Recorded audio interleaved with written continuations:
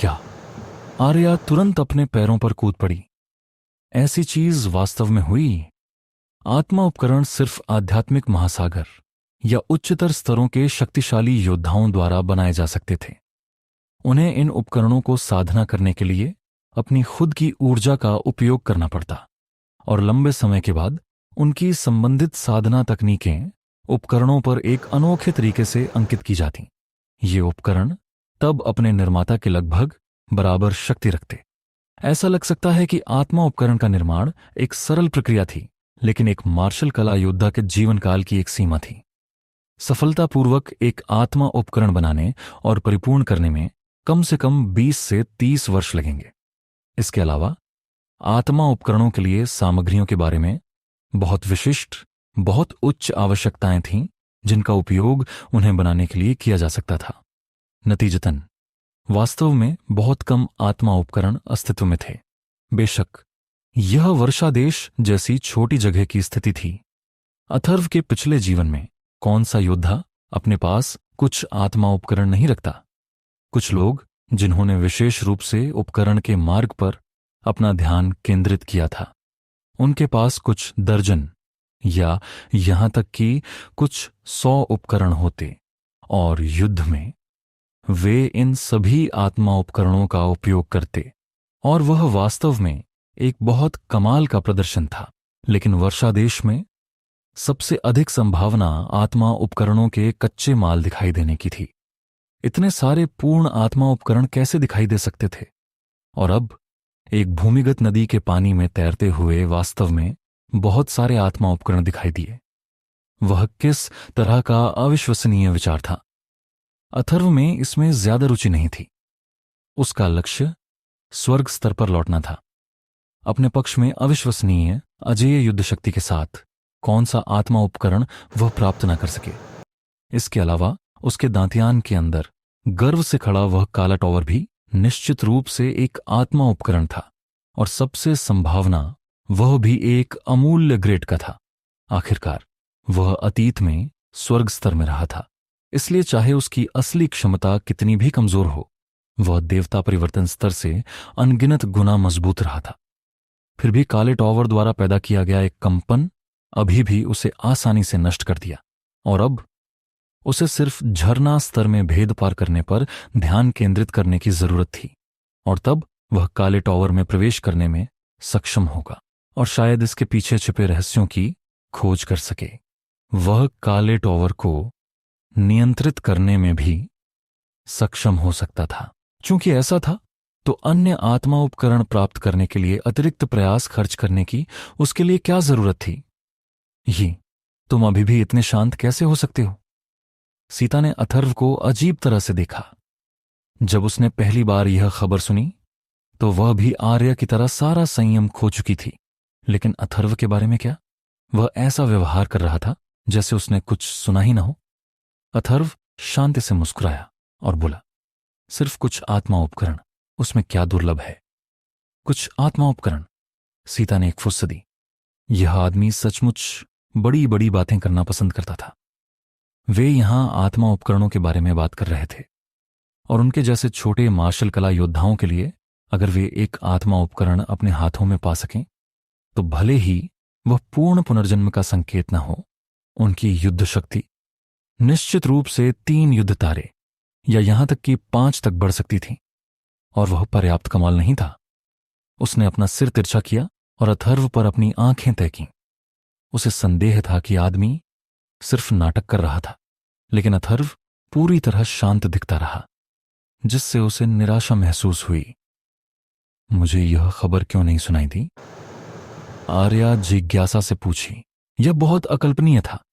वह आर्य वंश की युवा पीढ़ी की सबसे मजबूत सदस्य थी। तार्किक रूप से अगर सीता को भी यह पता था, तो यह असंभव था कि उसका वंश उसे इसकी जानकारी न दे। सीता ने जानबूझकर सांस छोड़ी और उस पर दया भरी नजर डाली। आर्या सीता की इस सांस से बेचैन महसूस किए बिना न रह सकी और अपने खुद के वंश की आंखों में अपने मूल्य पर संदेह करने लगी। फिर भी अथर्व सिर्फ मुस्कुराया और बोला, आर्या, तुम्हें दुखी होने की जरूरत नहीं है। यह लड़की जानती है क्योंकि वसुदेव मुझ पर एक एहसान करना चाहते हैं और इसीलिए मुझे सूचित करने के लिए उसे भेजा। अचानक एक भूमिगत नदी के माध्यम से तैरते हुए बहुत सारे आत्मा उपकरण दिखाई दिए। इस तरह की खबर निश्चित रूप से सख्ती से नियंत्रित की जाएगी और सिर्फ उच्च रैंकिंग व्यक्तियों को जाने का विशेषाधिकार होगा। उसने रुककर जारी रखा, भूमिगत नदी के स्रोत पर एक प्राचीन ऐतिहासिक स्थल हो सकता है और समय के बीतने ने स्थल में एक निश्चित बदलाव पैदा किया हो सकता है, जिससे अंदर से आत्मा उपकरण भूमिगत नदी के साथ तैरते हुए निकल आए। उच्च रैंक सबसे संभावना इस प्राचीन ऐतिहासिक स्थल को खोलने का इरादा रखती है, लेकिन इस ऐतिहासिक स्थल के अंदर अप्रत्याशित खतरे हो सकते हैं। इसलिए बेशक वे तुम लड़कियों जैसी युवा पीढ़ी के सदस्यों को इस संभावित खतरनाक स्थल में प्रवेश करने के लिए नहीं ले जाएंगे। सीता उसे मूर्ख सदमे में घूर रही थी और थोड़ी देर बाद वह आखिरकार बोली, क्या तुम सचमुच 17 साल के युवक हो? तुमने ठीक वैसी ही बात कही जैसी मेरे गुरु ने कही। अथर्व हंसा और बोला, मैं वास्तव में 200 से अधिक वर्षों से जीवित हूं। इन शब्दों ने तुरंत इन दो लड़कियों को आंखें घुमाने पर मजबूर कर दिया। कौन ऐसी चीज पर विश्वास करेगा? अथर्व ने एक सांस छोड़ी। भले ही वह सच्चाई बता रहा था, इसे दूसरों द्वारा पूरी तरह मजाक के रूप में लिया जाएगा।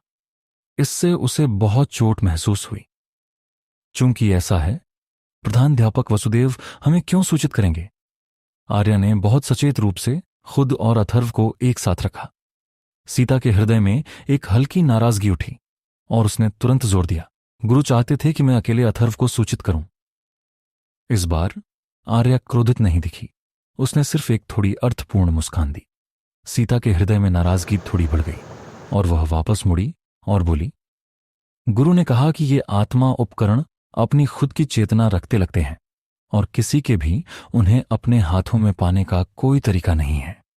भूमिगत नदी पर तैरते हुए दिखाई देने के बाद अगर उन्हें परेशान न किया जाए तो ठीक होगा, लेकिन अगर उन्हें परेशान किया गया तो वे तुरंत आकाश में उड़ जाएंगे और गायब हो जाएंगे। ये अथर्व अचानक खड़ा हो गया, उसके चेहरे पर एक गंभीर भाव। आत्मा उपकरणों के दो प्रकार थे। एक साधारण प्रकार था जो एक मार्शल कला योद्धा द्वारा आत्मा उपकरण पर अपना मार्शल इरादा अंकित करके बनाया गया आत्मा उपकरण था, मानो वे उस पर अपनी खुद की मुहर लगा रहे हों। जब तक तुम इसे सक्रिय करने में सफल रहो तो वह एक बहुत शक्तिशाली हथियार होगा, लेकिन चाहे कुछ भी हो, वह अभी भी सिर्फ एक हथियार था, एक निर्जीव वस्तु। इस तरह के आत्मा उपकरण की शक्ति समय के बीतने के साथ धीरे धीरे बिगड़ जाएगी और उस पर अंकित मार्शल इरादा भी धीरे धीरे गायब हो जाएगा, इससे पहले कि आत्मा उपकरण आखिरकार एक सामान्य हथियार या उपकरण में गिर जाए। यह बहुत सामान्य था।